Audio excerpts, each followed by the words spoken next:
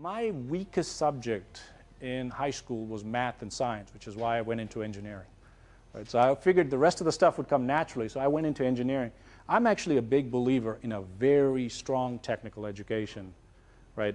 Because to be quite candid, a very strong technical education gives you the ability to learn and challenge other problems. Now that doesn't mean you stop there, right?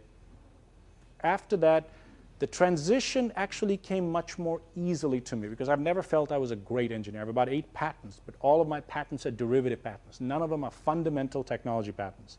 So I always saw my strength as being combining this with a little bit of this and a little bit of that and mishing it all together and coming up with something unique.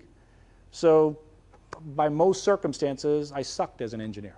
And so my engineers are very happy. I mean, right now there's a little sign in our lab which says, Vic, keep out. They think I should not be allowed in the lab at all. But I think the biggest element in that transition is I did take a couple. I think it was at the, Byers has this AEA, Stanford executive education type program. I thought that was very helpful.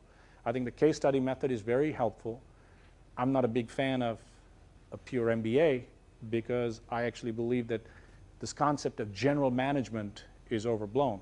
But I'm a very big fan of, a very strong technical education followed by, a finance type class so that you understand, and that's a good one to understand right now because you need to make sure, goes in, goes out, you got to make sure that there's money at the end of it.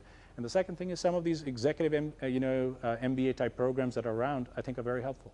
So you have to make up your own mind as to what you want to do and what gives you joy.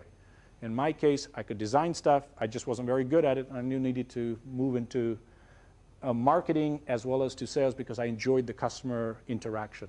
So I think once you figure out what you really like to do, you'll end up going in that direction and gravitating towards that.